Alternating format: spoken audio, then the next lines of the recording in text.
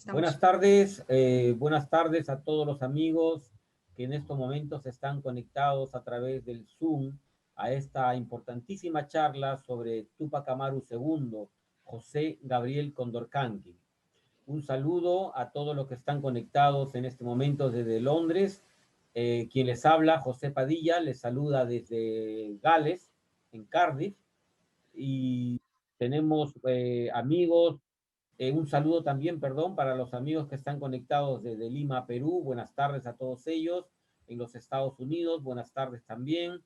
Para los amigos que están conectados en el resto de Europa, muy buenas noches.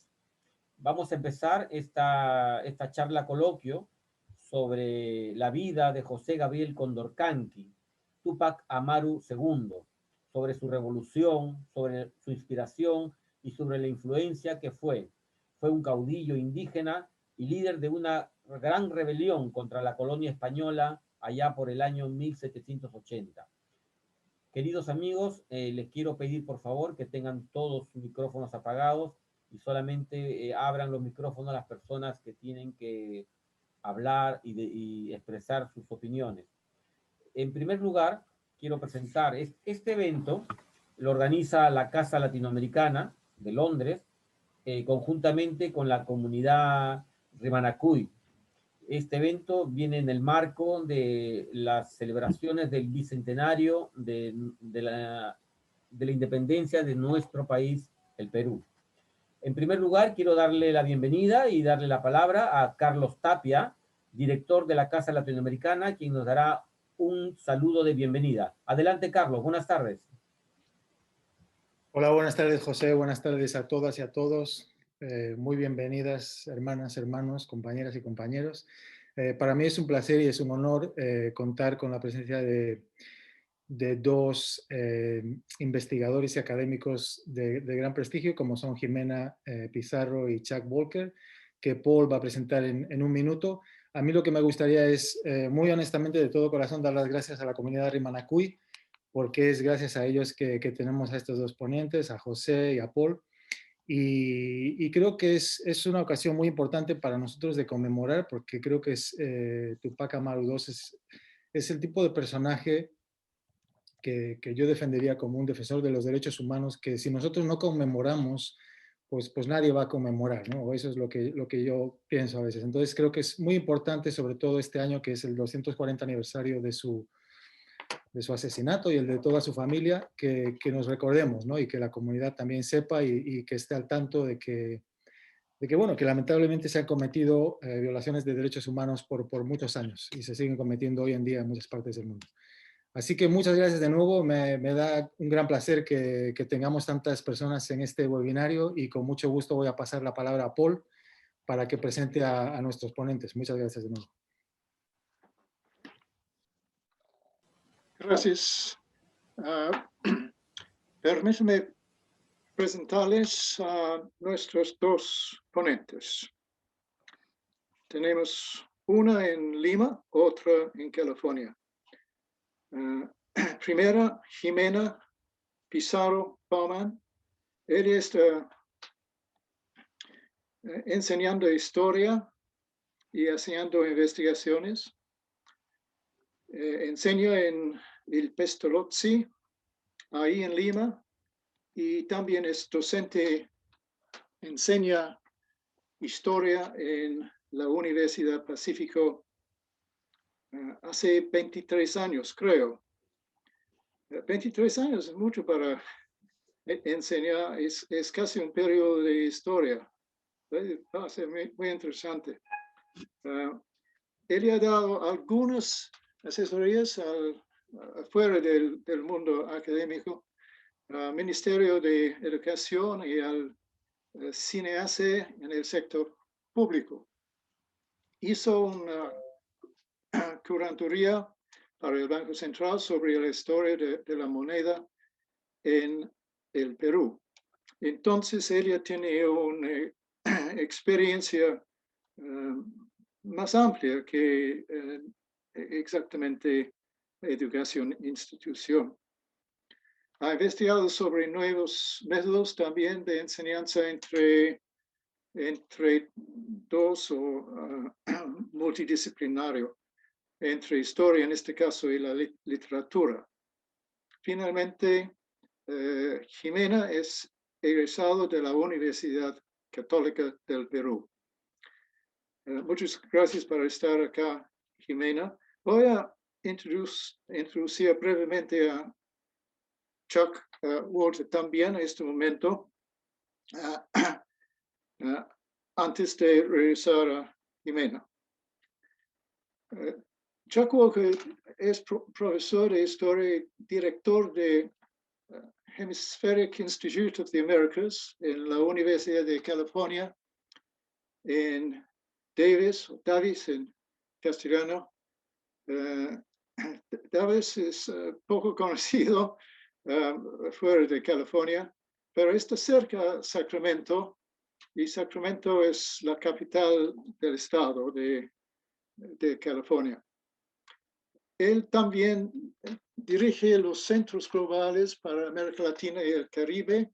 Ha publicado numerosas publicaciones, libros, artículos sobre la historia peruana, comisiones de la verdad y sobre historiografía.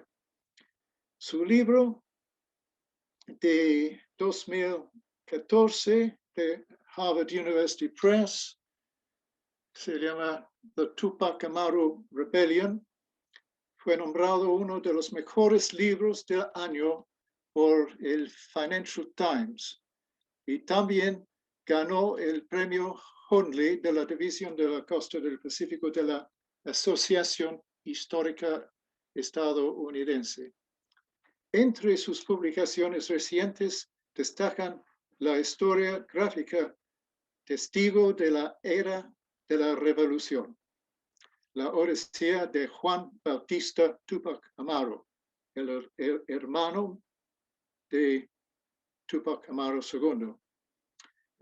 Es un pequeño libro, pero excelente producido, y he comprado para mi nieto como recomendación. Se tiene que mencionar, ese libro es ilustrado por la artista Liz Clark. Entonces voy a regresar a volver a nuestra primera ponente. Muy bien, Paul, muchas gracias por la introducción. En nombre de la Casa Latinoamericana y de la comunidad Rimanacuy queremos dar la bienvenida a estos dos grandes ponentes que nos van a, con su presencia, a realzar este evento. Queremos también destacar finalmente que este evento también está auspiciado por la Embajada del Perú en Reino Unido, en donde a través de del agregado cultural, que nos ha puesto en contacto precisamente con Jimena Pizarro para poder llevar a cabo este evento, ¿no?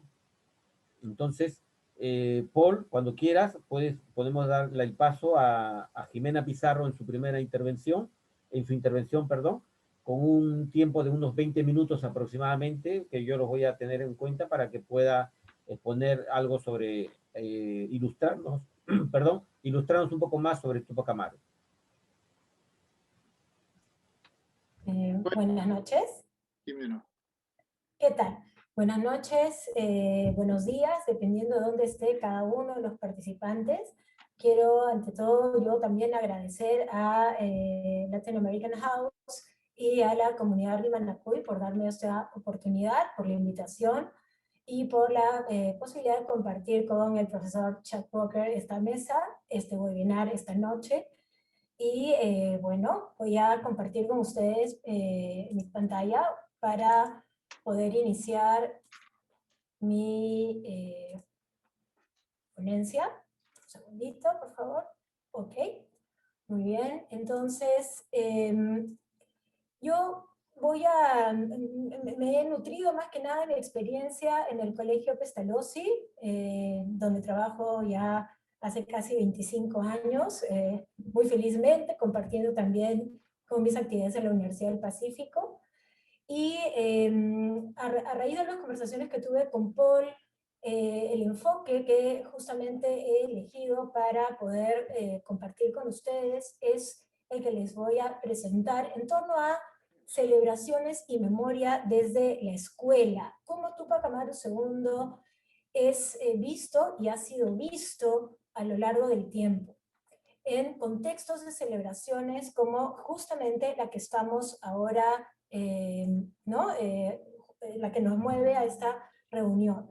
Y lo primero que quiero empezar señalando es que a nivel escolar se han dado muchos cambios en la didáctica de la historia en los últimos años en el Perú, y se ha incorporado de manera muy clara a través de las exigencias que el Ministerio, por ejemplo, le hace a los que proveen los libros de historia para los colegios peruanos, la necesidad de incorporar fuentes históricas en los materiales de trabajo para que los alumnos tengan así una mirada del pasado diferente a la que tradicionalmente y durante muchos años predominó. Yo quería señalar algunas ventajas que en mi experiencia directa veo como profesora de historia de niños desde quinto grado primaria, es decir, que entran con 10 años, chicos todavía, hasta alumnos de quinto secundaria con 17 años. Y tengo luego alumnos también en la universidad, chicos que ya tienen alrededor de 19 y 20 años. Trabajar con fuentes históricas a nivel escolar permite trasladar a los jóvenes, incluso a los más pequeños, a una época diferente a la suya. Es como una máquina de tiempo de alguna manera. Y permite que los niños y los adolescentes puedan además acercarse a las distintas perspectivas que pueden tener los actores de esos hechos que ellos están estudiando y que a veces pueden ser lejanos o ajenos a su propia realidad y a sus propias experiencias, especialmente con los más chiquitos, los menores, que son todavía, ¿no? Tienen un pensamiento muy concreto y que trasladarse en el tiempo y poder conjeturar cosas de otra época les cuesta mucho.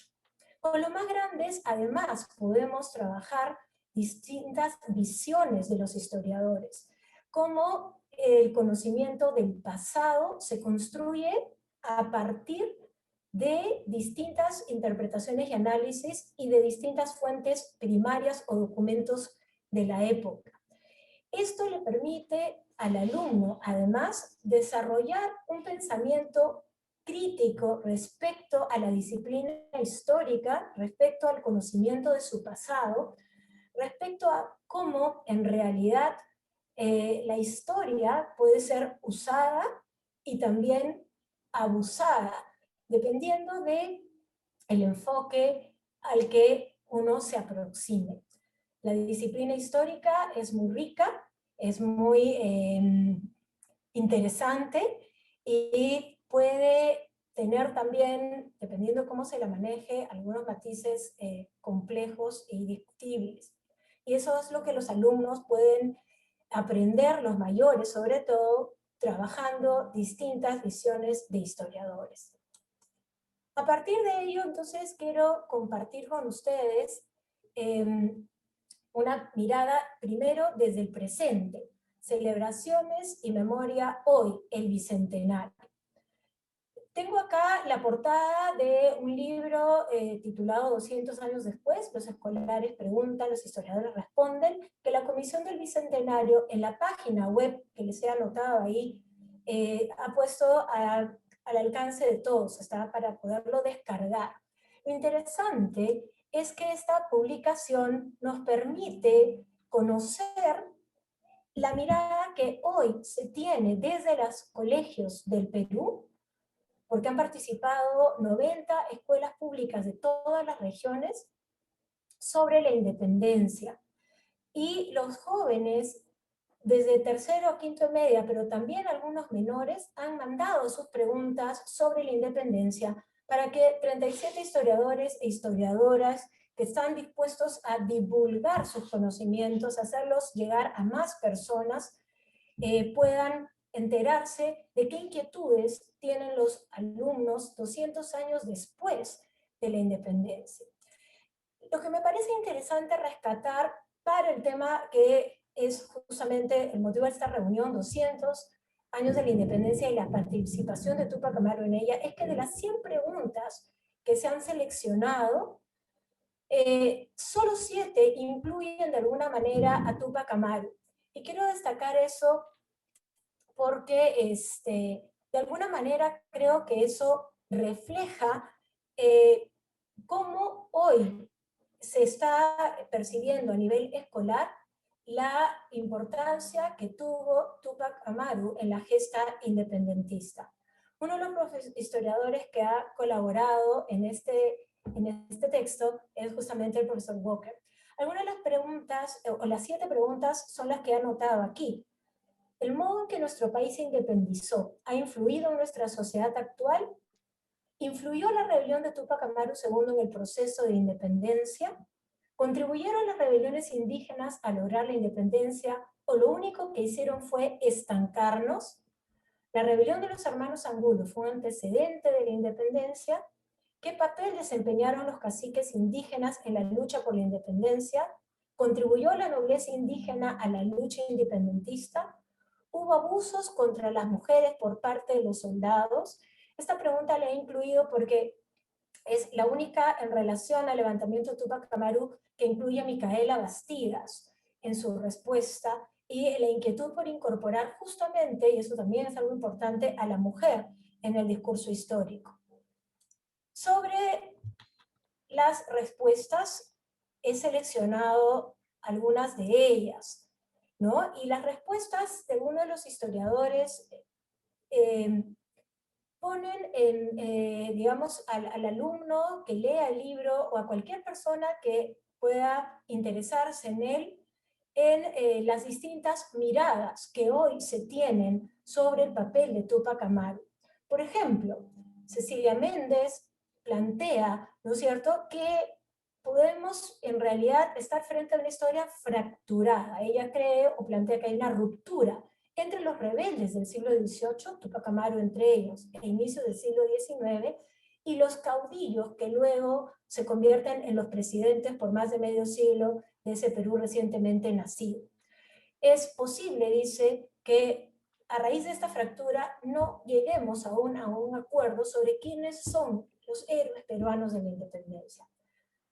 El profesor Walker reconoce que existen hoy dos visiones, ¿no? Una que sí plantea que la rebelión de Túpac Amaru es el inicio del proceso independentista, y otra que más bien señalaría que no tiene relación con la independencia. Y dice, esta rebelión mostró las debilidades de los españoles y fue un ejemplo de que la rebeldía era posible. Esos levantamientos aterraban a la población indígena, contribuyeron a las divisiones y tensiones sociales que llevaron a la independencia. Margaret Najarro más bien plantea, no hay un acuerdo entre historiadores sobre cuándo empezó la independencia en el Perú. Algunos plantean que comenzó en 1780 con el levantamiento de Túpac Amaru, otros consideran que se inició en 1808, cuando Napoleón invadió España, lo cual dejaría, ¿no?, a Túpac Amaru fuera de la gesta, fuera del proceso. Luis Miguel Glave plantea que las luchas sociales que se produjeron desde 1780 tuvieron una relación directa con las que llevaron a la independencia, fueron como un telón de fondo de esta lucha. Y Lourdes Medina, que es la que responde a la pregunta sobre las mujeres, destaca la cruel sentencia que se aplicó sobre Micaela Bastidas y otras colaboradoras importantísimas en la rebelión, ¿no? Y destaca cómo Micaela tuvo que asistir a la ejecución de su hijo y plantea otras cosas más. En ese sentido, me parece importante entonces destacar que hoy los chicos de los colegios hacen preguntas que abarcan muchos más aspectos que el tema de las rebeliones del siglo XVIII, pero tienen claramente presente que estas están vinculadas en mayor o menor medida con el proceso independentista. Entonces yo me quiero ir a celebraciones y memoria, pero al centenario durante el oncenio de Leguía. Entre los años 1921 y 1924, el gobierno de Leguía va a llevar a cabo una serie de celebraciones de distinto tipo para conmemorar los 100 años de la independencia. Y me parece interesante preguntarnos por cómo se estudiaba en los colegios la rebelión de Túpac Amaru en ese entonces. Apoyándome en el texto de Lituma, al final están las referencias, sobre la imagen de Túpac Amaru, yo quiero destacar de este libro que existía varios años ya antes del oncenio y que era el que se usaba en muchos colegios, siendo, ojo, importante tener en cuenta que muy poca gente tenía acceso a la educación en ese momento. En mi primera historia del Perú, de la editorial Rosé, el concepto que acompaña es revolución. Esto es importante, ¿no? Porque implica una transformación profunda de estructuras, lo que el movimiento pretendería. Pero además también nos presentan a un Túpac Amaru, su representación física, que es bastante particular, ¿no? Ahí, por ejemplo, Lituma destaca que le parece que su aspecto físico, por la tenida, es más española que indígena. Él señala que la fisonomía es más caucásica que española. Tengo mis discrepancias, pero hay una clara asimilación a un aspecto más occidental del líder de la gesta, José Gabriel Condorcanqui. Esta es la imagen que de repente personas de la generación de Velasco podían tener en su mente años más tarde. Sin embargo, ¿qué tenemos? Que ya esta es la época en que hay indigenismo, se ha desarrollado esta corriente y, por ejemplo, el escritor Chocano pidió a un escultor importante de esa época, Luis Agurto, que hiciera una escultura de Túpac Amaru. Y en el año 24 se presentó en la revista Variedades la maqueta de esta escultura. Es interesante porque la imagen que nos presentan de Túpac Amaru es completamente distinta de la que ha mostrado el libro escolar. Es un personaje con atributos incásicos, ¿no? Toda la tenida que podemos observar nos hace pensar claramente en alguien como Manco Cápac o Pachacútec, la base donde está parado Túpac Amaru tiene elementos propiamente incaicos, está el Inti, está el cóndor, ¿no? Y entonces vemos la influencia del indigenismo que empieza a, de alguna manera, infiltrarse. Según Asensio, que trabaja en el Cusco, cómo la figura de Túpac Amaru no desapareció, sino que se va a ir rescatando a lo largo del siglo XX, esta obra complementaba otras que ya se habían realizado, ¿no? Preparando de alguna manera una nueva narrativa más nacionalista, que Leguía va a impulsar y que se asociaría al indigenismo. Y entonces vamos a movernos a las celebraciones y la memoria que se tiene de Túpac Amaru en el sesquicentenario, en 1971.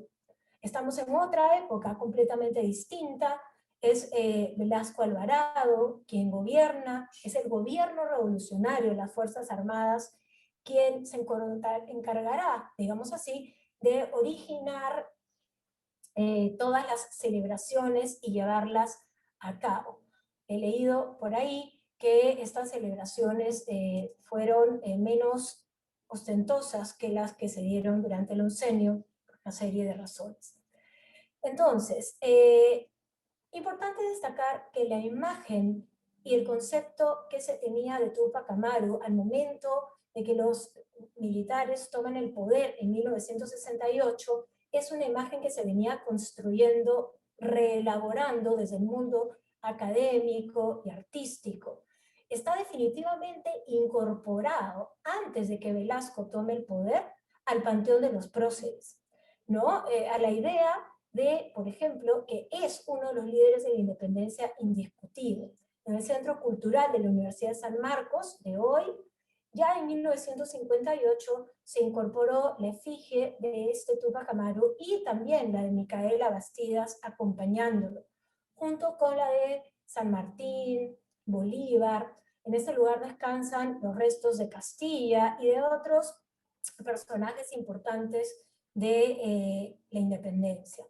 Otro elemento que cabe destacar es que el Banco Central de Reserva, por ejemplo, empezó a emitir en febrero del 68, antes del golpe de octubre, una serie de nuevos billetes dibujados por Germán Suárez Vértiz, que seleccionó el historiador José Antonio del Busto.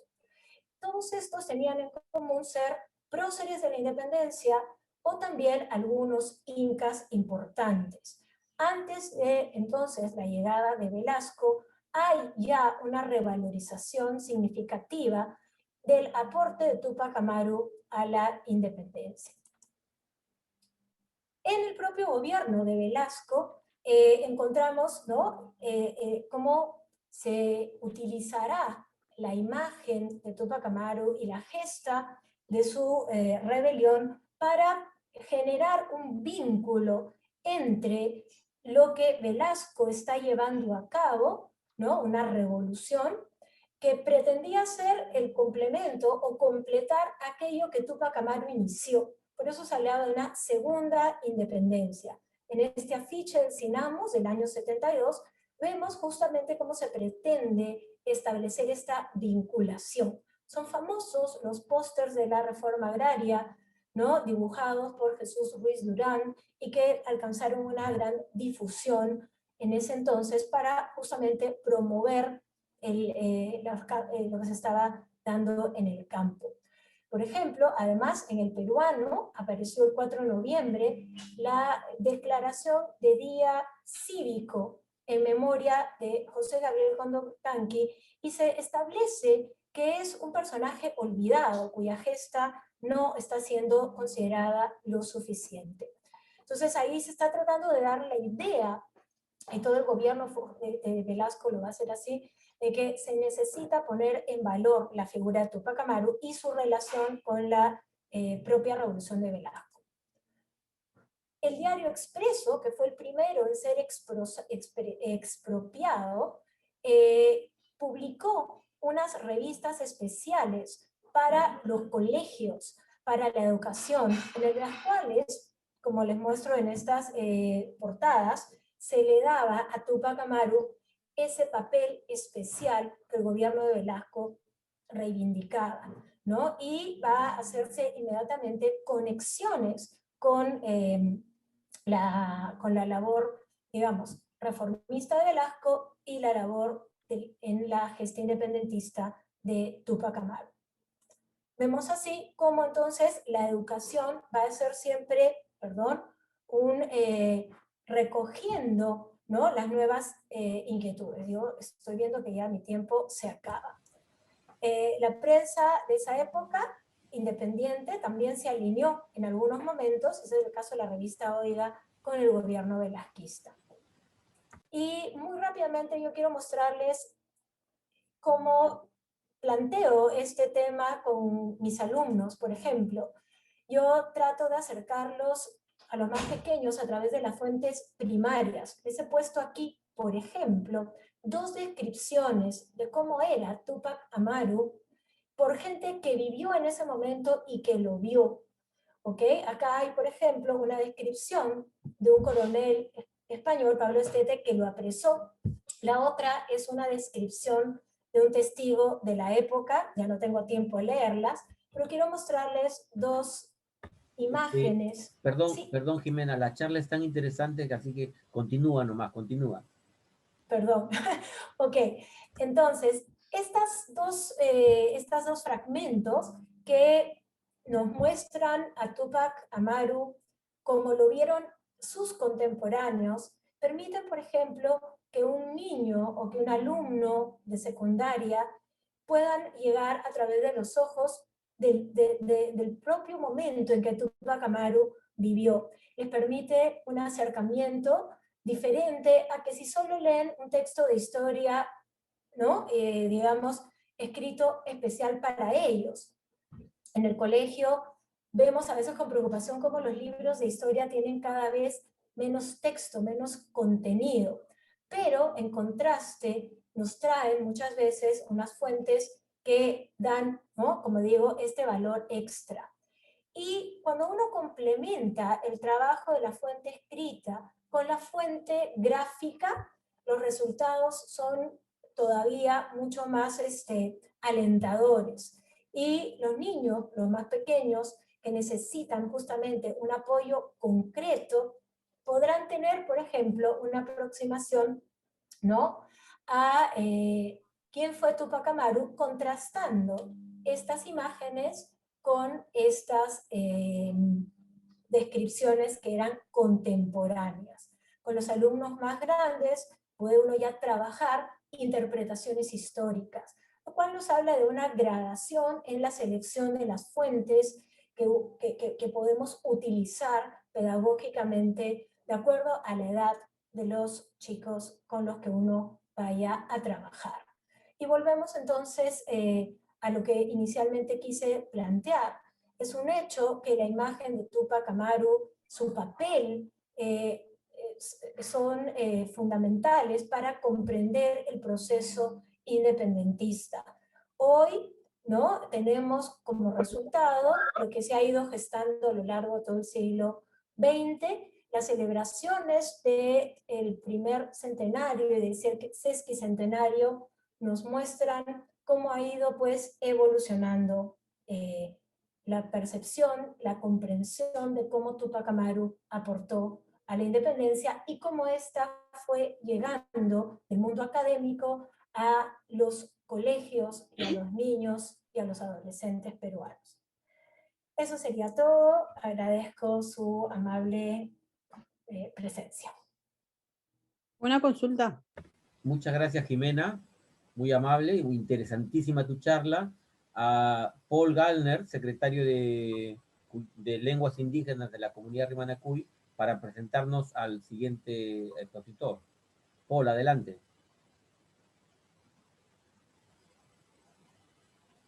El micrófono, Paul.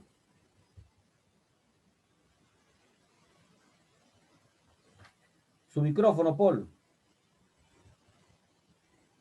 Activa el micrófono, por favor. Yeah. Es mi vicio. Vamos a pasar a California para la charla de Chuck Walker y después va a ser tiempo para preguntas. No este momento, disculpe.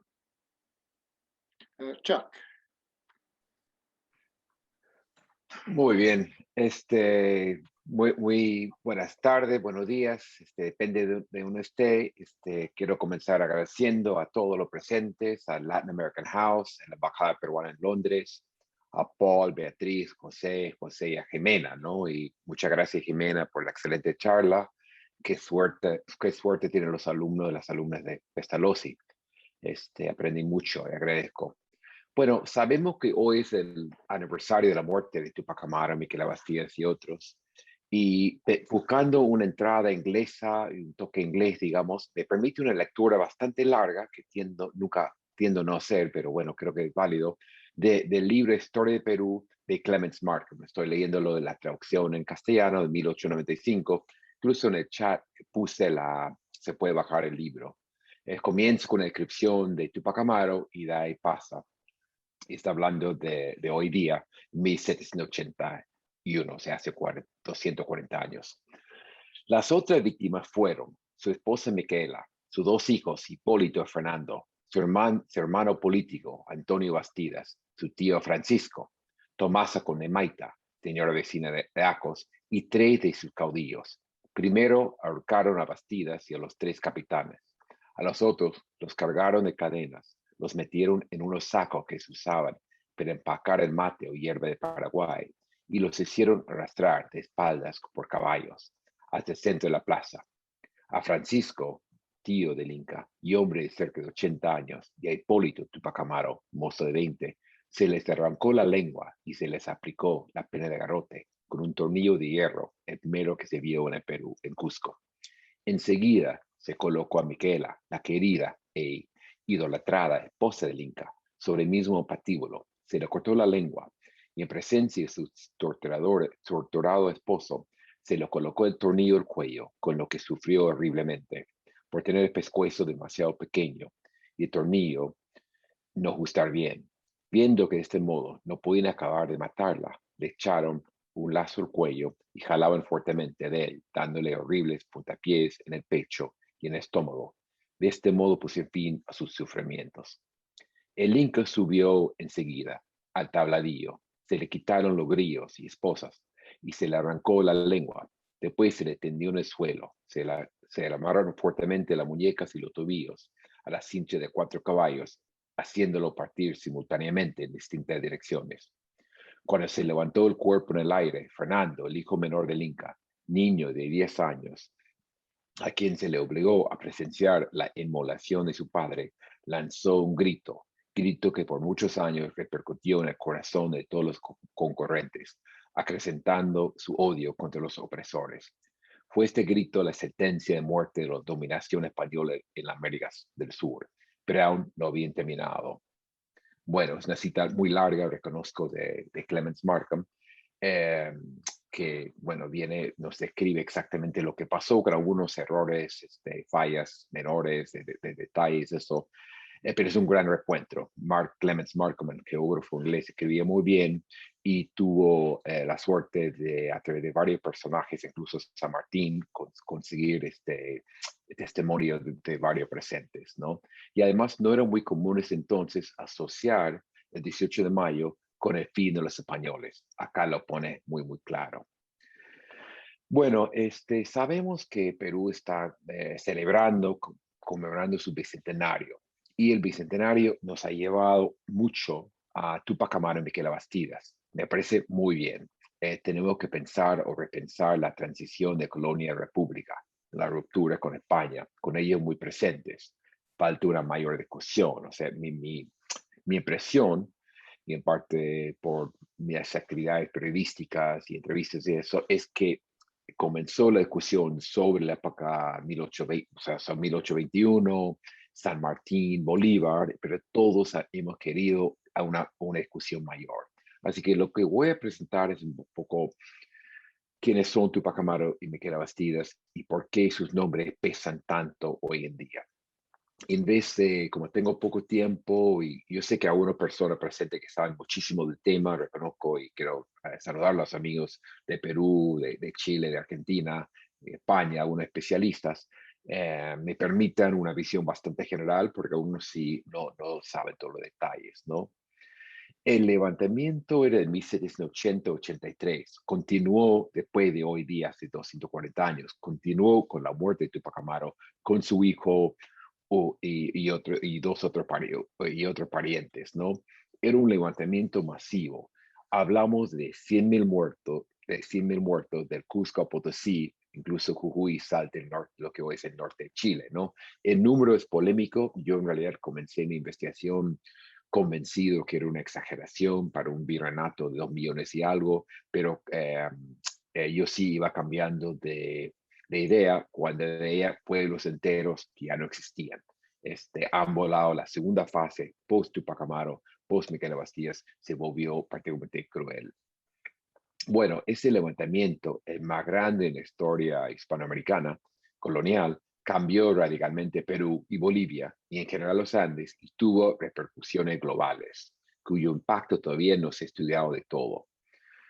Bueno, ¿quién es Túpac Amaru? Estamos hablando de José Gabriel Condorcanqui, lo que hemos acabado de escuchar de Jimena. Si has estudiado en el colegio en el Perú, si has jugado en el patio en el Perú, sabes algo de él, ¿no? Y eso para mí sigue siendo un personaje fascinante, ¿no? Era curaca, estos intermediarios étnicos entre el mundo andino, las comunidades y los ayllus, y autoridades españoles. Él tenía que cobrar los impuestos, imponer el orden, etc. Era un cargo familiar por ser, sobre todo, descendiente de los incas. Lo tenía su padre, por ejemplo. Y esto es curaca y era también comerciante viajero. Su negocio era vender productos en Potosí, llevarlos en mulas, un mulero, arriero, y llevarlos productos cusqueños y traer sobre todo mulas de regreso que venían de Salta, Jujuy, ¿no? Y esta profesión le dio muy buenos contactos. Conocía muy bien Cusco, pero no solo Cusco, sino Cusco hacia Potosí, la zona de Titicaca, tenía contactos, amistades, y además sabemos, y eso debemos mucho al trabajo de Carlos Félix Godoy, que en esos viajes escuchaba, se enteraba de los cambios, se frustraba, obviamente acampaba, dormía fuera con sus mulas, sus productos, y estaba en contacto con mucha gente.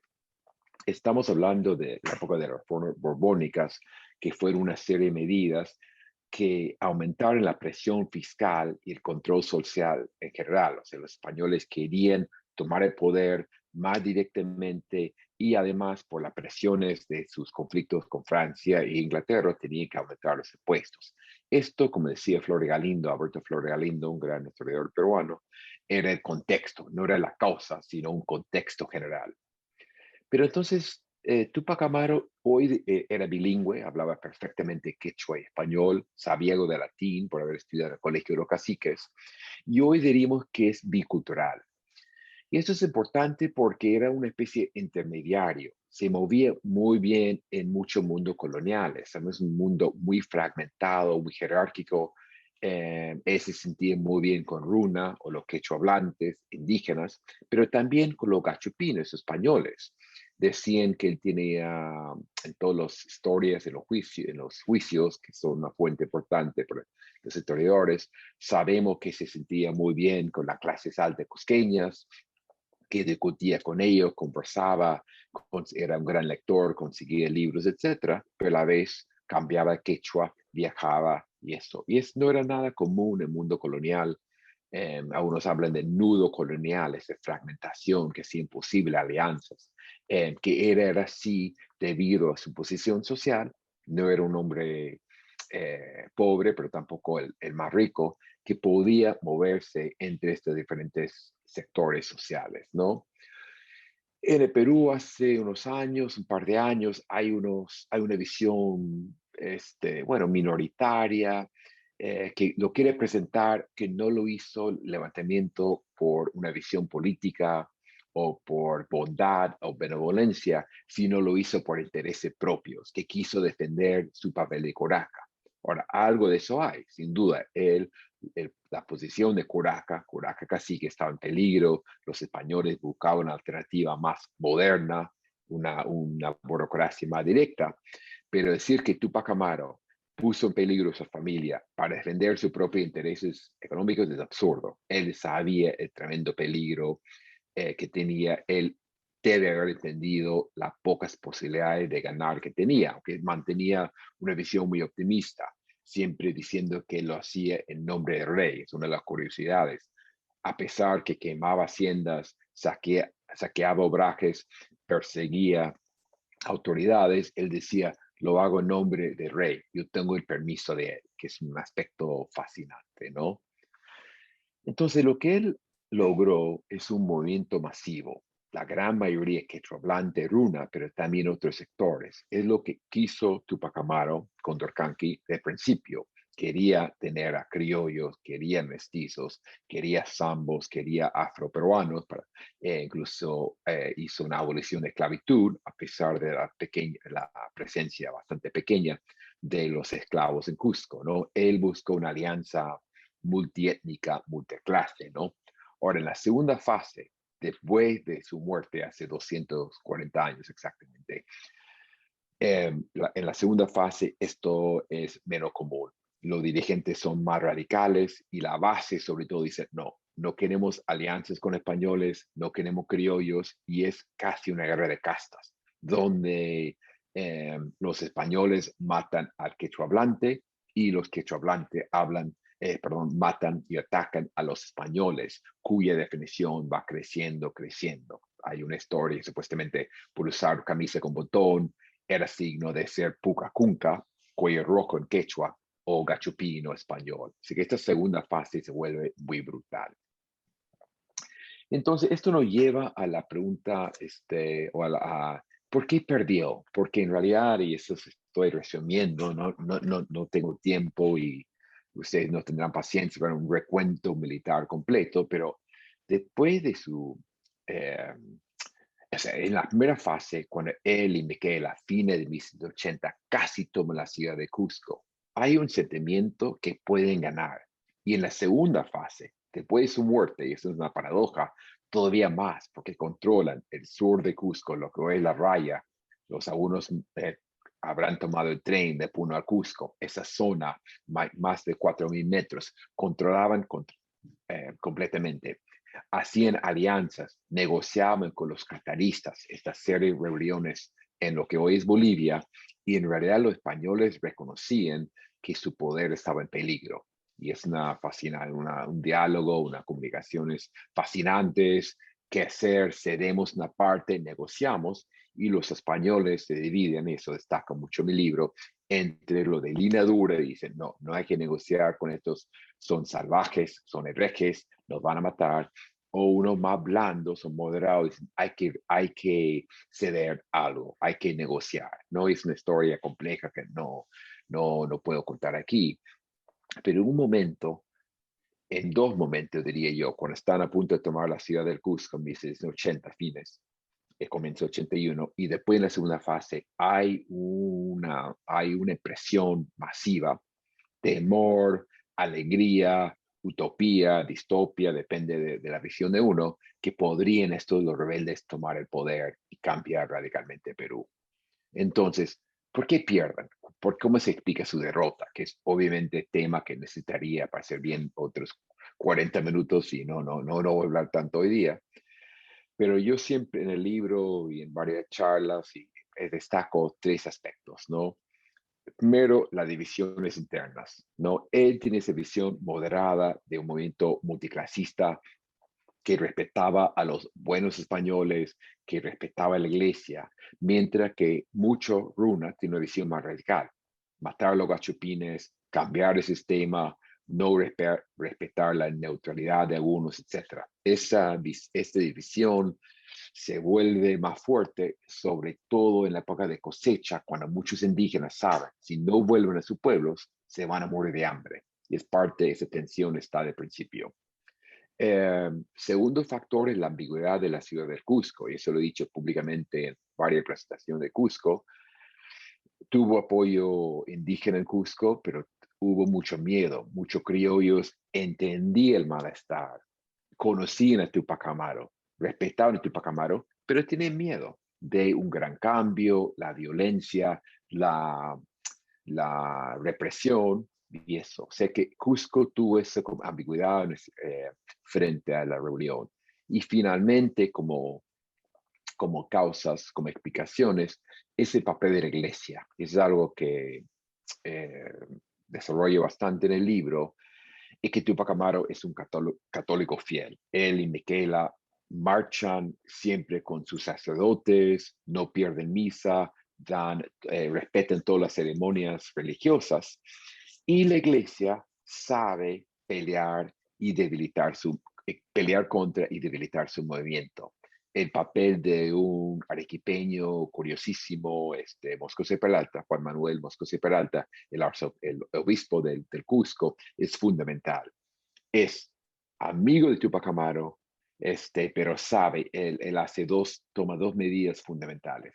Primero, mantiene a sus sacerdotes y su gente, porque la iglesia no solo son sacerdotes, sino son otros mujeres y hombres, sacristanes, etcétera, en la zona roja, en la zona del sur andino, Canas y Canchis, bueno, todo lo puedo, no tengo tiempo para nombrar los pueblos, pero la zona de Tinta, Sicuani, su pueblo de Surimana, Yanoca, Papamarca y más, Tungazuca y más.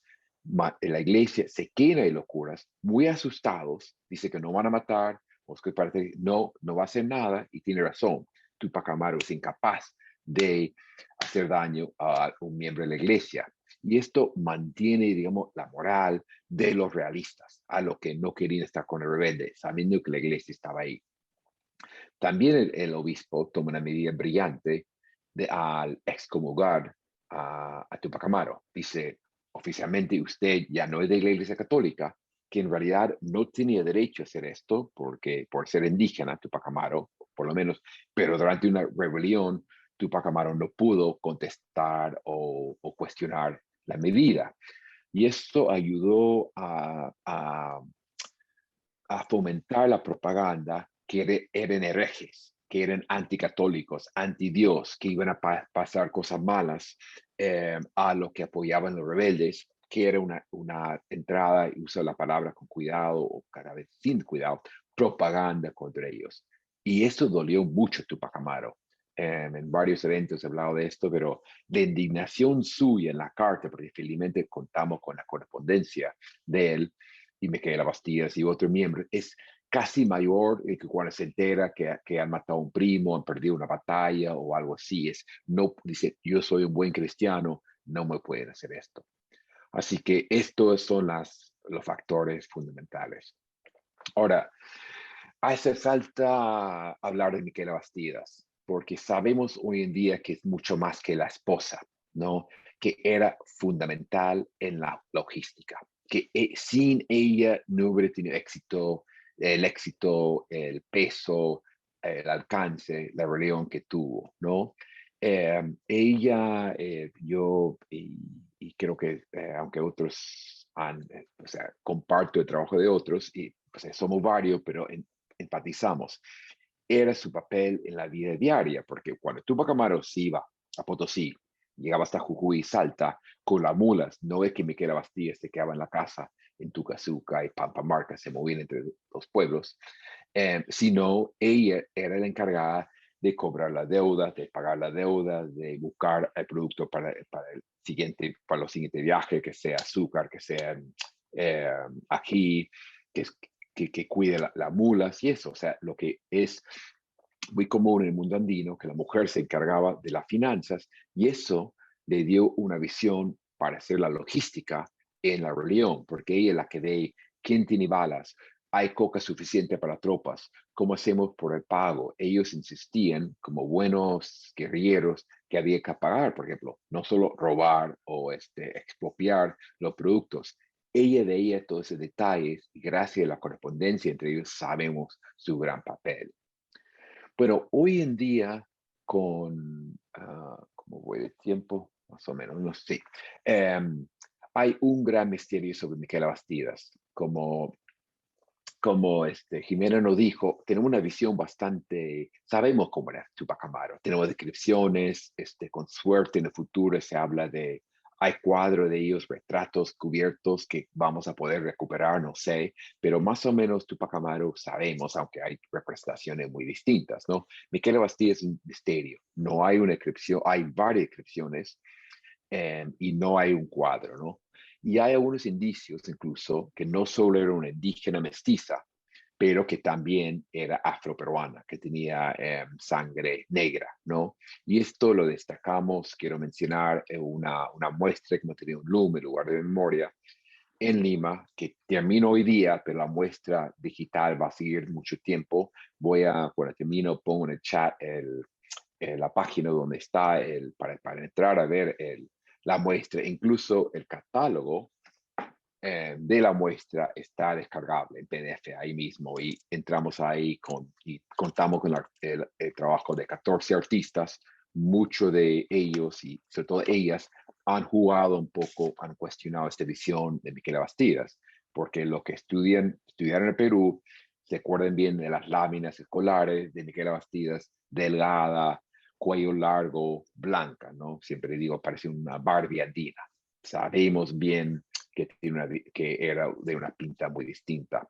Paul tuvo la gentileza de mencionar mi libro, un cómic sobre Juan Bautista, el medio hermano de Túpac Amaru, que es otra historia, y en él la retratamos con la artista Liz Clark, entre indígena, mestiza y también con con raíces afro-peruanos, ¿no? De alguna forma, que ha sido para algunos polémico, pero quiero subrayar ese argumento que era fundamental en la religión. No era una esposa que atendía al esposo nomás, sino era fundamental y esto hay que ir estudiando más.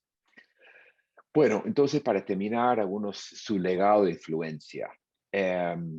Jimena destacó muy bien este debate que creo que nunca se va a acabar sobre su relación con la independencia, porque no es para mí, y creo que estaban de acuerdo más o menos mis colegas que salieron los 5 nombres ahí, no era solo el primer paso. Lo que él quería era muy diferente, lo que buscaba Pumacao y los hermanos Angulos, 30 años después, ni hablar de Bolívar, San Martín o los rebeldes. Hay que recordar, el mundo era diferente. Estamos hablando antes de la Revolución Francesa, la Revolución Francesa, antes de la Revolución Haitiana. O sea, él no tenía modelo. Estados Unidos recién se estaba convirtiendo en república y él sabía poco de Estados Unidos, parece. O sea, él estaba inventando un modelo. Sabemos que era anti-español, sabía que quiso un mundo diferente para, sobre todo, su gente quechua-hablante, pero no era igual. Pero sí es un primer paso, y por eso me gusta mucho la cita de Markham, que dice ese grito del hijo, Fernando, que tiene una otra vida terrible, lo mandan a España, muere ahí de depresión, básicamente. Esa relación es fundamental. Tupac Amaru como el comienzo de la independencia, pero buscando algo diferente.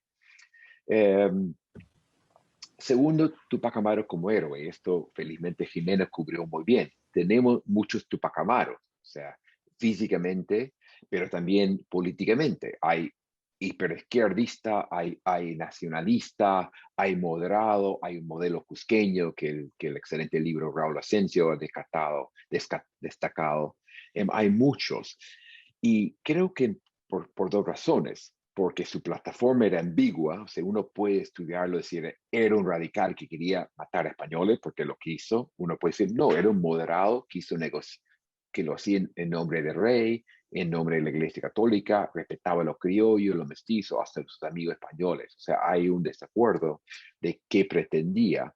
Eso, y creo que por eso permite que sea un héroe fungible, que cambiable, ¿no? Su mitificación, y como destaca Jimena, no comenzó con Velasco Alvarado, sino es anterior. Y estoy muy contento porque hay varios investigadores trabajando esa larga historia de la visión de Tupac Amaru y Miquela Bastidas. Y insisto a los interesados en esto, entrar al Loom, que voy a poner el vínculo, el link en unos minutos, para bajar el catálogo, porque hacemos algunos planteamientos. Pero para terminar, ¿por qué interesa todavía tanto? O sea, ¿por qué esto? Creo que en parte porque él buscaba alternativas a status quo político, geopolítica, que entre otras cosas cuestionaban el dominio de Lima, en el centralismo, el dominio de Lima. Cuestionaba el desprecio a quechua como un idioma de segunda, una vergüenza nacional para uno, para hacer una cita muy racista de los años 1940, etc. Todos estos y otros factores siguen muy presentes. O sea, para entender el presente, hoy, y ni voy a mencionar las elecciones que vienen, es necesario, como siempre, entender el pasado. Cusco es un gran ejemplo que da mucho para estudiar. Este proyecto de Tupac Amaru, yo mencionaría, y Miquela Bastidas, yo mencionaría unos posteriores, de alguna forma perdieron, fueron derrotados, pero, y ese famoso poema, No lo podrán matar, tiene razón en sentido, obviamente lo mataron y lo mataron brutalmente, como vimos en el comienzo de mi presentación, pero la visión de este proyecto, la búsqueda de alternativas de un país más justo, de un país menos centralizado, sigue muy, muy latente y se diría presente. Por eso creo que ayuda a explicar el gran interés en Miquela Bastidas, en Tupac Amaru y la Papa. Bueno, agradezco mucho, voy a poner lo del Loom ahora mismo, espero, buena pregunta. Quiero también felicitar a Jimena por su gran presentación y para terminar, agradecer a todos los que me invitaron y los que me acompañaron aquí. Muchas gracias. Muchas gracias a usted, Chute Walker. Gracias por su disertación. Hay mucho interés de todos los que estamos participando en hacer algunas preguntas, como por ejemplo la señorita Amelia Victoria Chávez. No sé si lo quiere hacer ella o lo leo yo, lo que ha escrito. Lo pone, por ejemplo, que dice que ha escuchado que en España se ha encontrado la tumba de uno de los hijos de Tupac Amaru. Ella cree que es Miguelito, no está muy segura, donde le acaban de hacer su partida de nacimiento en la Comunidad de Madrid. En la disertación escuché solo el nombre de Fernando, su hijo, en inmolación de Tupac Amaru. ¿Es el mismo al que vivió en Madrid? Hay una pregunta. ¿Alguien le puede responder? Sí, es el hijo. El hijo tiene una vida particularmente trágica. Lo manda en barco, incluso con el hermano, su tío, con Diego, con Juan Bautista y varios parientes, porque los españoles quieren deshacerse de cualquier Tupac Amaru. Incluso hay gente que no conocía a José Gabriel Tupac o Miquel Bastilla y fueron deportados, digamos, a España. Y Fernando está llegando a Portugal. En realidad hay un naufragio. Él felizmente no está encadenado, otros sí, porque unos arqueólogos han encontrado cadáveres en el mar encadenados. Él pudo nadar, llegó, pero no pudo escaparse, tuvo que presentarse a autoridades y pasó una vida muy, muy triste en Madrid. Los españoles querían que fuera cura, él no quiso, no sabemos si resistencia cultural, y decían que era hipocondriaco, que es un término que se usaba para depresión, y murió bastante joven. Y sí hay un esfuerzo de repatriar sus restos, igual con Juan Bautista, que murió en Buenos Aires. Es una visión muy resumida. Muy bien. Vamos a dar paso a uno que está participando con nosotros, que quiere hacer una pregunta a usted, Mr. Chut. Es Vladimir Kondo. Adelante, Vladimir, con tu pregunta. Gracias. Sí, doctor Walker, yo quisiera saber, o tengo una curiosidad sobre la biografía de Tupac Amaru, de cómo era visto como inca en la ciudad de Cusco, porque sabemos que Tupac Amaru reclamaba o trataba de reivindicar esa posición, o que era un descendiente de incas, y también sabemos que muchas panacas reales vivían en ese momento en Cusco. Por ejemplo, yo en Cusco vivía en San Sebastián, y dos panacas reales eran mis vecinos, dos familias que vivían muy cerca. Mi casa eran los Inca Rocas y los Pachacútec. Entonces, cuando los llego a conocer, me nace esta pregunta: ¿cómo era visto Tupac Amaru? ¿Como un hombre, un indígena común que quería llegar a tener un título en esa época, a pesar de que habían incas realmente reconocidos que vivían en la ciudad de Cusco? Excelente, ahí está. Excelente pregunta. Sí, en general, Tupac Amaru fue visto en Cusco como descendiente, o sea, inca, pero de segunda. Estoy resumiendo brutalmente. O sea, para los grandes panacas de Cusco, que incluye los de San Sebas, y sobre todo el Valle Sagrado, él era un pretendiente, yo no diría un don nadie, pero eso lo ha trabajado muy bien Donato Amado, un gran historiador cusqueño, también Carlos Felan. Era no tenía, digamos, la ascendencia real tan importante como otros. Y para unos esto explica por qué Pumacahua, por ejemplo, consigue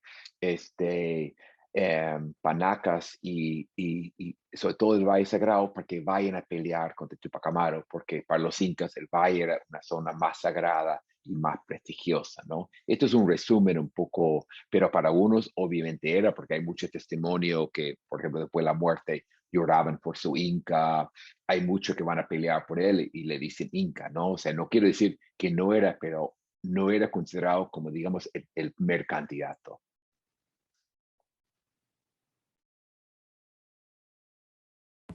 Aquí quiero leer un saludo de Carlos Choque Mariño, que saluda desde Arica, en Chile.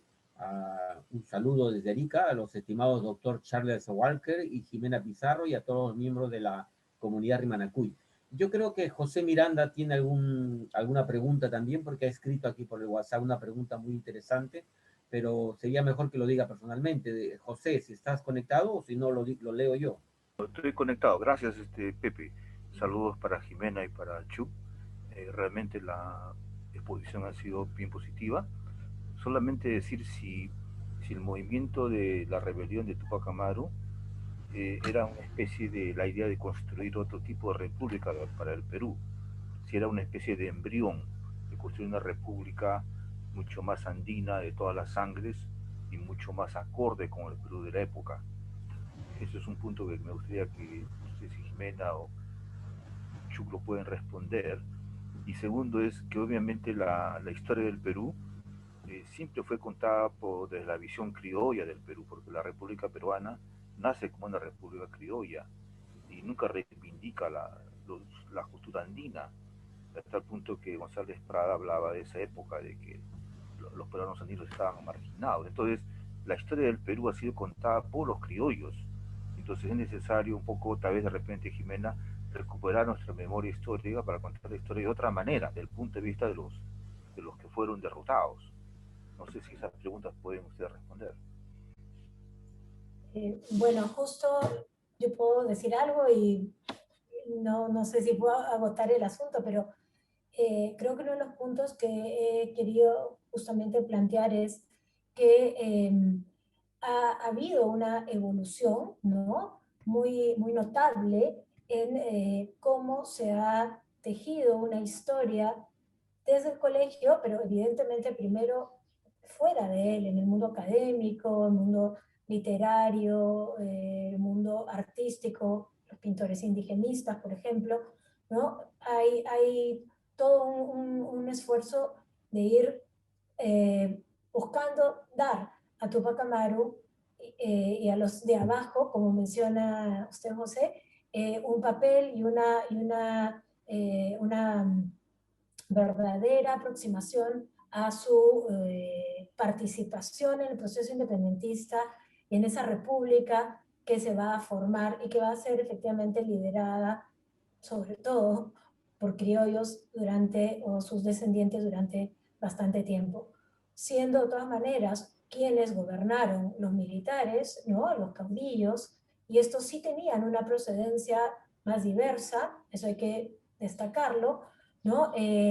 Desde la historia o desde el mundo que narra el pasado, sí había un sesgo, podríamos decir así, evidente, pero creo que eso justamente ha cambiado, ¿no? Y hoy tenemos estudios excelentes como los del profesor Walker que nos dan una perspectiva enriquecedora y que van poniendo en su verdadera dimensión el movimiento.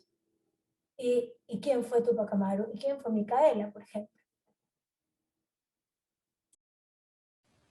Muy bien, muchas gracias Jimena por esta respuesta. Vamos a dar paso ahora a otra persona que está conectada y que tiene una pregunta que quiere hacerlo a los expositores. Raúl Valdivia, ¿desde dónde se comunica, estimado amigo Raúl? Desde el Reino Unido. Buenas tardes. Adelante con su pregunta, amigo. Gracias por la presentación, por las presentaciones, muy interesantes. Tengo una pregunta para Jimena.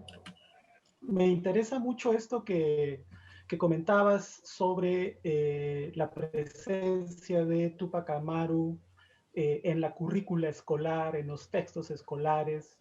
Estoy pensando en este momento en cómo digamos, Tupac Amaru como símbolo en el contexto actual peruano de las elecciones que estamos llevando. Es una figura que ha sido y es terruqueada, ¿no? Hablar de Tupac Amaru o mostrar la imagen de Tupac Amaru genera bastante ansiedad, en particular entre los grupos sociales altos peruanos, la clase alta peruana, ¿no? Y hay mucho terruqueo con este símbolo, ¿no? de Tupac Amaru. Y mi pregunta es, ¿cuál es la recepción que tienen tus estudiantes a la figura de Tupac Amaru, considerando que el Pestalozzi y la Universidad del Pacífico son dos instituciones privadas, exclusivas, que tienen un público no de la clase alta peruana, ¿no? Entonces, ¿cuál es la recepción de tus estudiantes cuando hablas sobre Tupac Amaru? ¿Genera tensión? ¿Genera un poco de miedo? Tal vez hay un intento de no sé, terruquearlo a Tupac Amaru? Gracias. No, gracias por las preguntas. No, bueno, lo del terruqueo que mencionas, Raúl, tiene que ver con que la imagen de Tupac Amaru sí ha sido tomada por movimientos terroristas, ¿no? En nuestro caso, en el Perú, que no es el único caso, el movimiento revolucionario del Túpac Amaru en los años 80 justamente adopta, ¿no?, en su propio nombre, en su simbología, al rebelde. De ahí que justamente se pueda tomar para terruquear a alguien que no tiene absolutamente nada que ver con algún movimiento de esta índole. Respecto a lo segundo, mis alumnos, la reacción más bien es de completa empatía.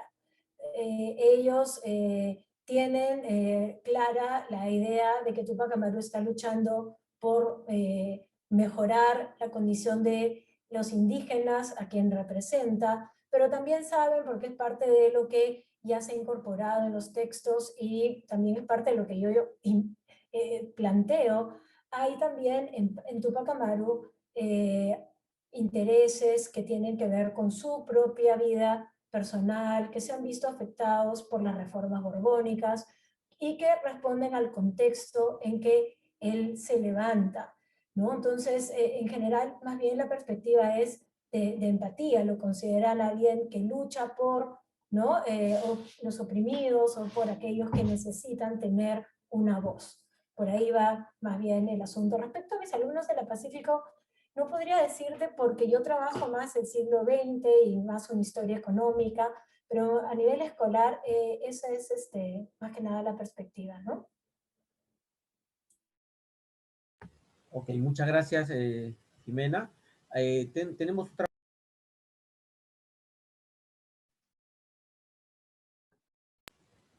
No sé si quiere hacer Yorka Gamarra ella personalmente la pregunta o lo leo yo por aquí.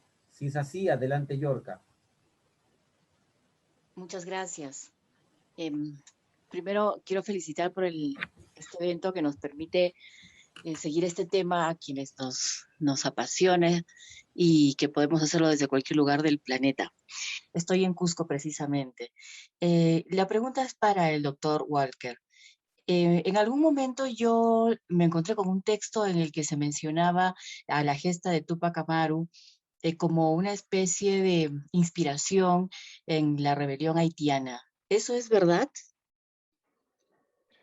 Sí, parece que sí, porque a las tropas, o sea, la gran revolución haitiana que vino una década después, que es la gran y la única república formada por esclavos, tenían tropa los incas y todo indica que fueron inspirados por Tupac Amaru.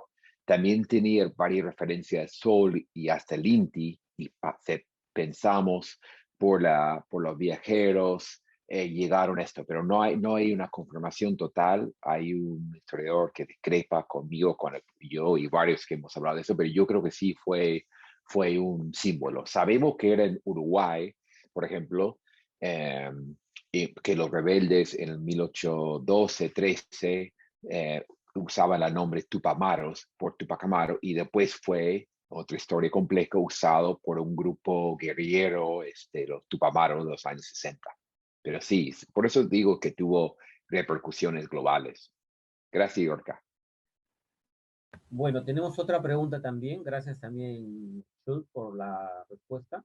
Lucía Acosta, no sé si lo quieres hacer personalmente, Lucía, o te leo la pregunta. Adelante, si es así.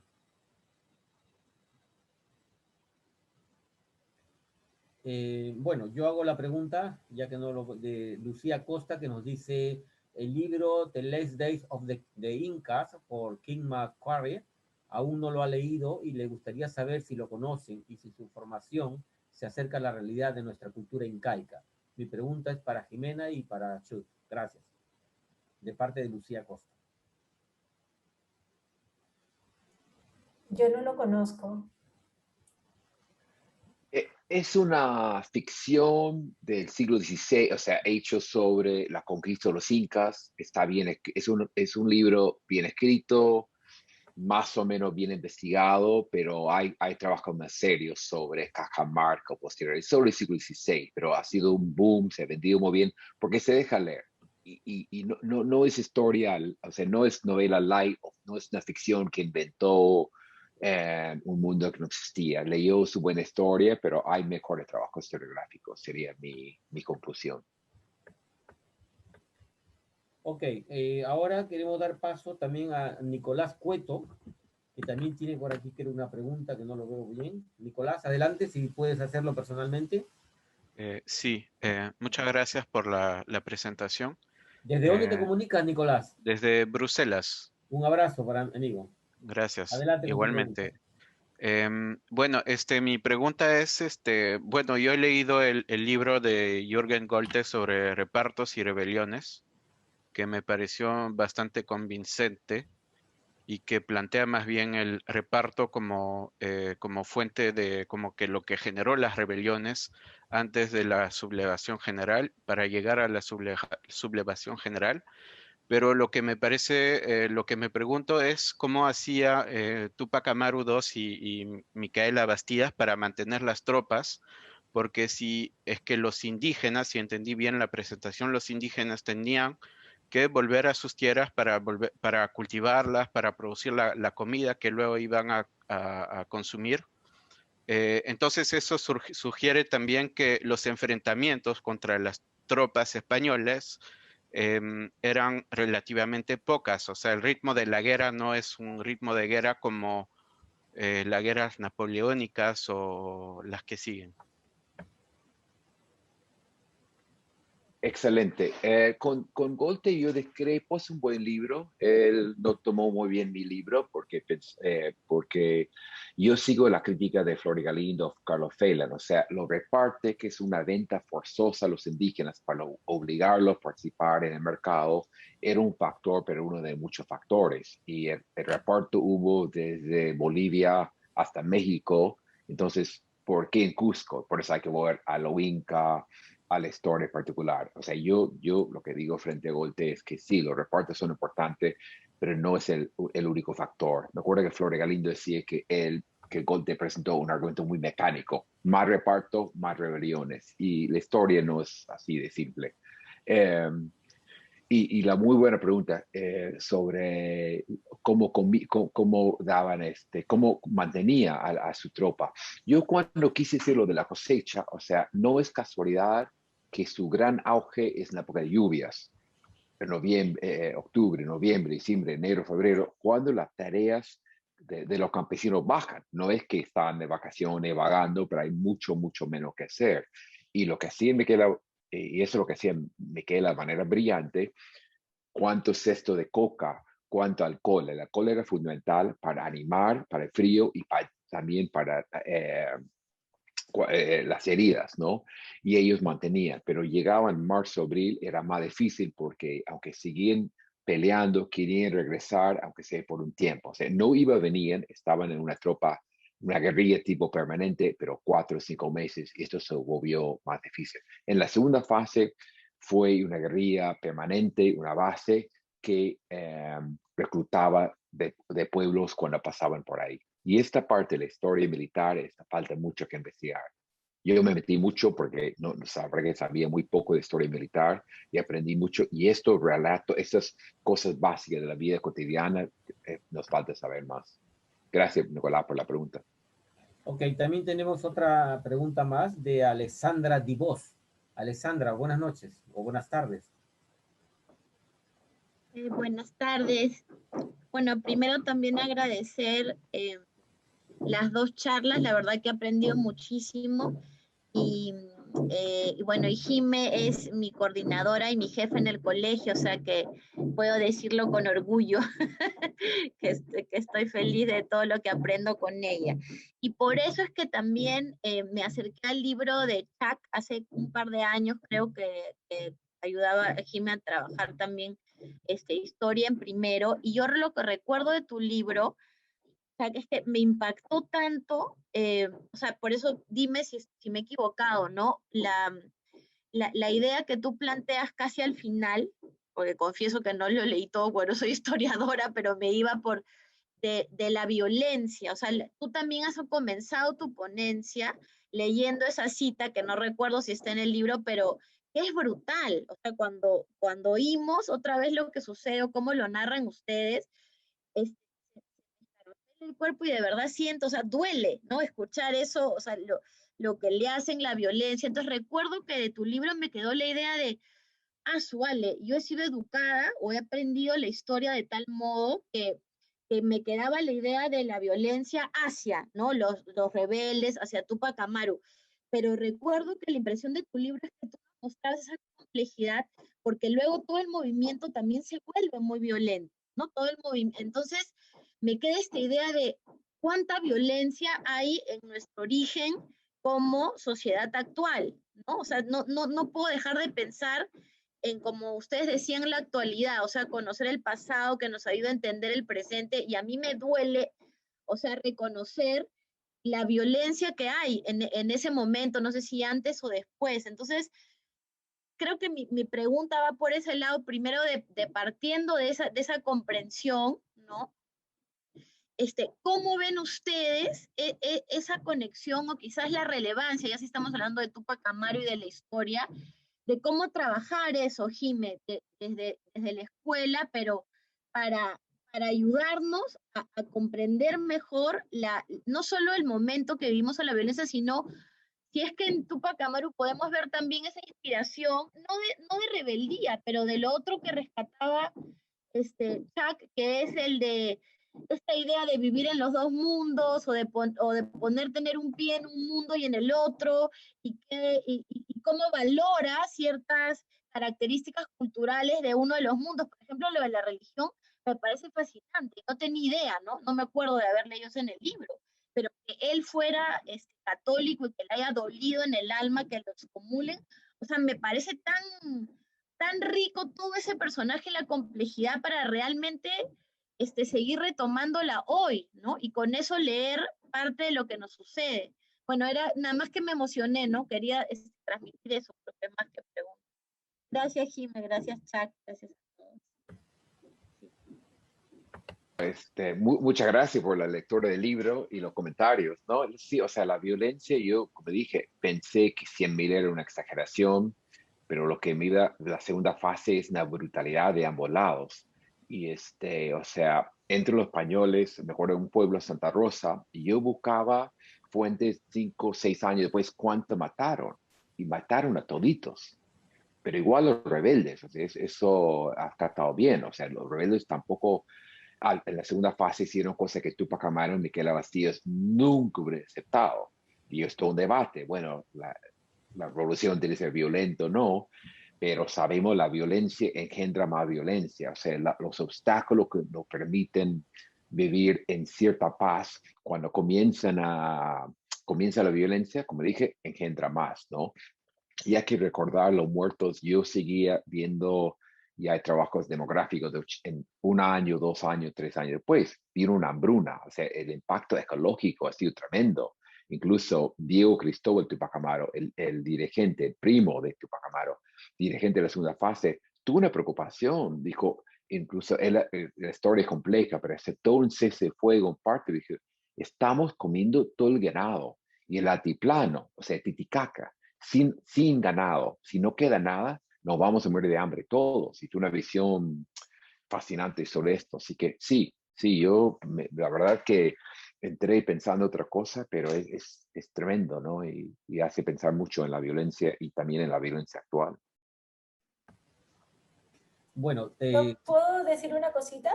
Sí, adelante, por favor. 2 pequeñas cositas.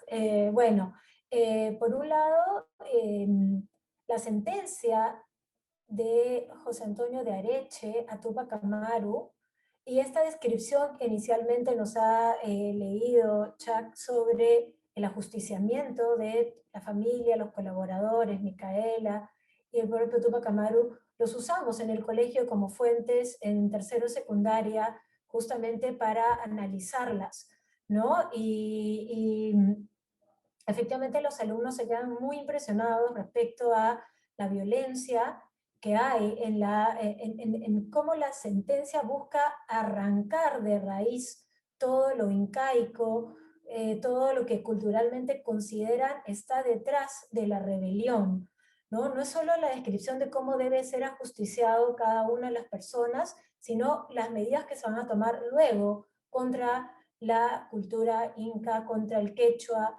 y todas las manifestaciones que existían. Y eso les da una sensación de terrible injusticia, ¿no? Y de atropello. Y la descripción del ajusticiamiento, evidentemente también. Eso por un lado. Y ayuda mucho a esa cercanía que hemos buscado y buscamos en el trabajo con las fuentes en los jóvenes. Por otro lado, Ale, tú me has enseñado a mí también mucho sobre ciudadanía y por eso entiendo la pregunta y ese énfasis en el nacimiento de un Perú que va poco a poco surgiendo, pero a partir de violencias y que con intermedios en que quizá no la hay, tuviera como detrás a veces, ¿no? Una violencia que está allí latente. Y bueno, de alguna manera no hace uno más que verla ahorita en el contexto electoral, cómo aflora en las redes sociales, cómo aflora en las calles, ¿no? En esa violencia que está subyacente y que, bueno, de alguna forma parece a veces hasta un poco constitutiva de nuestra sociedad, ¿no? Eso sería todo. Bueno, si hay alguien más que desea hacer alguna pregunta relacionada con el tema, los micrófonos están abiertos para el que quiera preguntar. Adelante. Sí, Vladimir. yo tengo una pregunta. Adelante, Vladimir. Sí, tengo una pregunta para la doctora Pizarro. Sí, muchas gracias por su presentación, ha sido muy interesante. Usted nos ha presentado una forma de enseñar la revolución, pero creo dirigida a niños de ciudad o a niños de Lima. Yo, en particular, soy indígena, un indígena que ha crecido en Yanaoca, en Cusco, en el pueblo de Tupac Amaru. Y recuerdo que la revolución se nos ha enseñado con mucho sentimiento.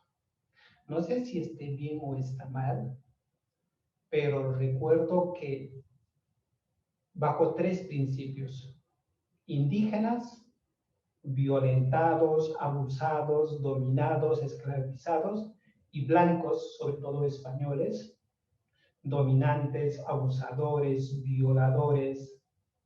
Y claro, y cuando un niño escucha esta historia, no distingue las épocas. Entonces, un español de esta época se refleja en un español de esta época. Y recuerdo que cuando yo era niño odiaba, literalmente odiaba a los españoles. Y había misioneros, párrocos que venían al pueblo y los veía con esos ojos de españoles abusadores.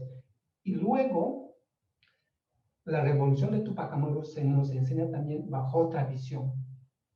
Tupac Amaru, un padre, un redentor, un casi Dios para nosotros. O sea, para un niño indígena de Yanaoca, Tupac Amaru no solo es un héroe que ha iniciado un proceso de revolución, sino es un redentor.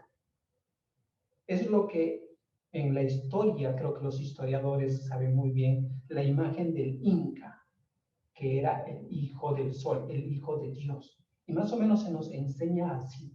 Entonces creo que combinando estas cosas no necesariamente sale un buen resultado. Por eso mi pregunta sería, ¿cómo se debería enseñar a niños en este contexto particular? Niños indígenas en pueblos alejados de ciudades o de Lima.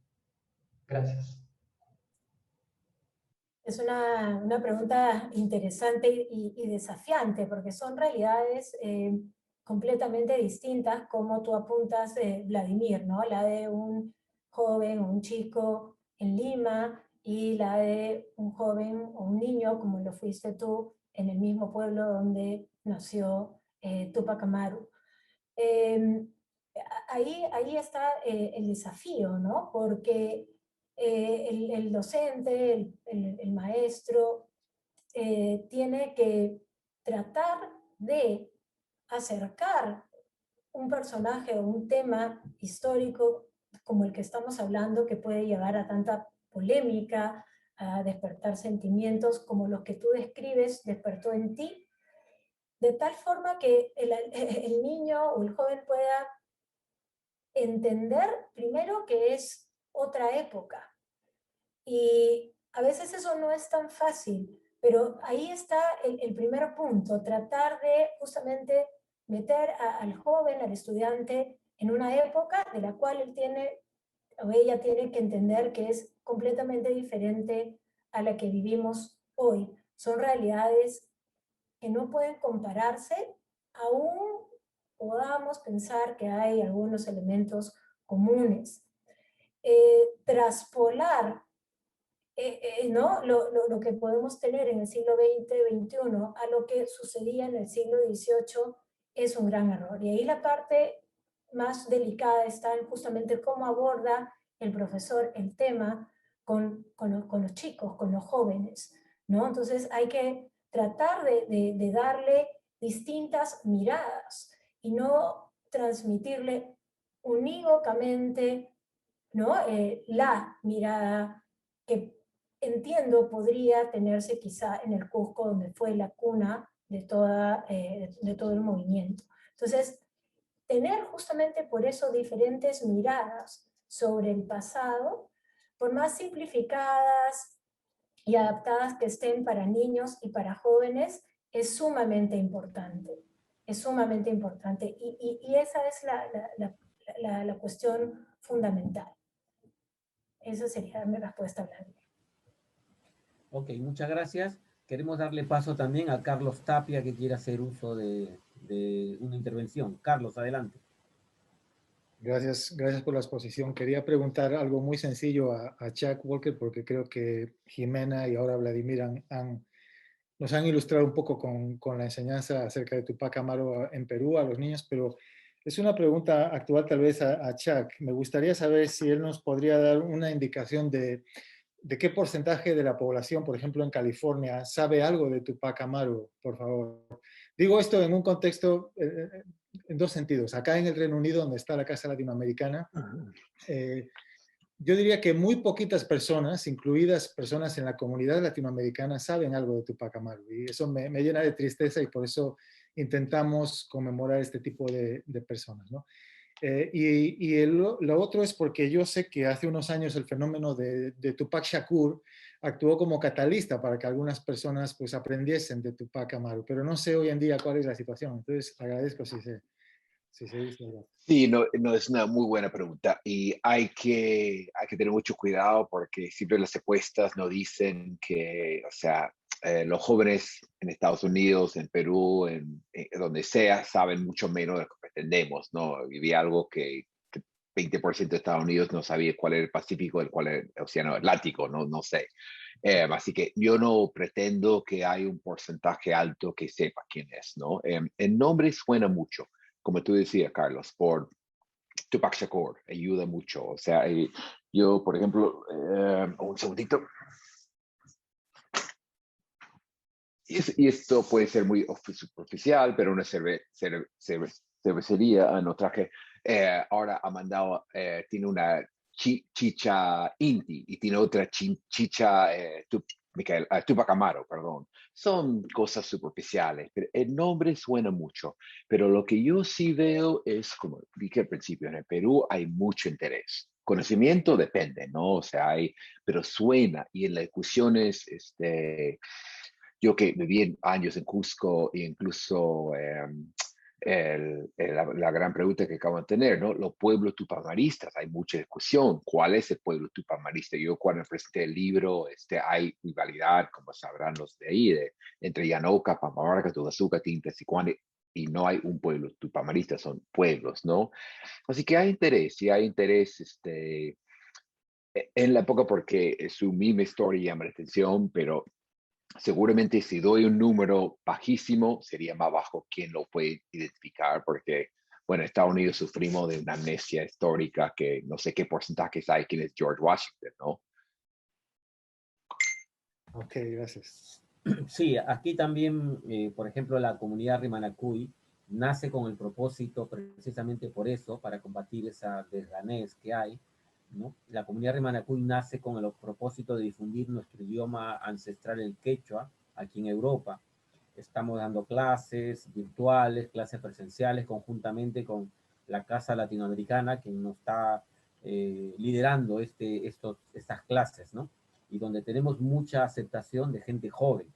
También la comunidad, y los quiero contar a todos e invitar a todos, que la comunidad Rimanacuy ha sacado su primer programa, magazine online, en quechua, emitido desde Reino Unido para el mundo, ¿no? El primer programa en quechua que se hace aquí en Reino Unido. El programa se llama Misquizonjo, y ya hemos tenido 2 emisiones en los cuales han participado estos muchachos peruanos que son internacionalmente conocidos, Liberato Cani y una chiquita del Cusco, que ahora no me acuerdo su nombre, que cantan en quechua, en hip hop, en música moderna en quechua, ¿no? Y es muy importante para Renata Flores, perdón, es la chiquita que estuvo con nosotros en la entrevista en el primer programa.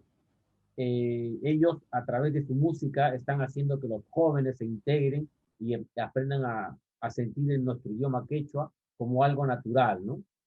Entonces, eso es muy importante, poder resaltar nuestro idioma quechua a nivel internacional, y en esto estamos nosotros abocados a trabajar. Queridos amigos, ahora les quiero presentar un poema, precisamente en nuestro dulce idioma quechua, un poema sobre Túpac Amaru II, que nos lo va a declamar Vladimir Condo Salas, directamente desde Zúrich, en Suiza. Adelante con tu poema, compañero Vladimir. Gracias. Yo esta noche les voy a dedicar un poema que solía recitar cuando era niño, un poema que recoge la tradición oral de los pueblos de Yanaoca, Tungazuca, Pampamorca, Tungazuca y otros pueblos, donde se recoge la arenga que hiciera Túpac Amaru. Esto no es un dato histórico, sino se supone, se piensa que es la arenga que Túpac Amaru hiciera a sus tropas antes de la batalla de Sanganará, el 18 de noviembre de 1780. Y como se pueden imaginar, esta arenga fue hecha en quechua, el idioma con el que se comunicaba Túpac Amaru con sus tropas. Y dice así: Tawantinsuyurunakuna, Anchatañan, Españamanta Kamujurunakuna Makimpi Ñakarinchis, Paikunaj Sarunchaskan, Paikunaj Suwaskan, Paikunaj Sipiskan Hina Muchunchis. Hakullaña, Hokkaipaya Hokson Hoya, Sayarisun, Karkosonchis Llaqtanchis Kunamanta, Wañuywaña Tupas Papas, Amaymata Manchaspa.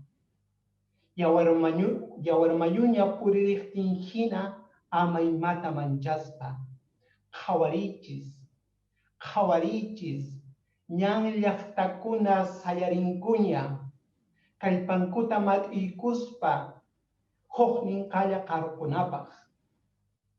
Chaypatanmanta huksinchi, Túpac Amaruta k'amirqan, qaparispa, runakunata kallpachananpaq nirqan. Wayqiykuna panaykuna, hakullaña kunampacha Sanganará llaqtata.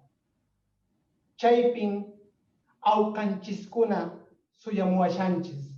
Chaypin España runakuna yawarninta ñaraq puma hina millp'umusun. Añay. Gracias. Añay, Supalki, Vladimir. Huaquicha. Supalki. En nombre de la comunidad Rimanacuy, en nombre de la Casa Latinoamericana de Londres, queremos dar las gracias infinitas a nuestros exponentes, a Jimena Pizarro y a Chuck Walker, por dedicarnos su tiempo y poder conversarnos e ilustrarnos en esta maravillosa y fructífera charla. Muchísimas gracias a los ponentes de todo corazón, gracias a Carlos Tapia de la Casa Latinoamericana, a todos los que han tenido, a Paul por organizar este evento como secretario de Lenguas Originarias de la comunidad Rimanacuy. Muchísimas gracias a todos los participantes.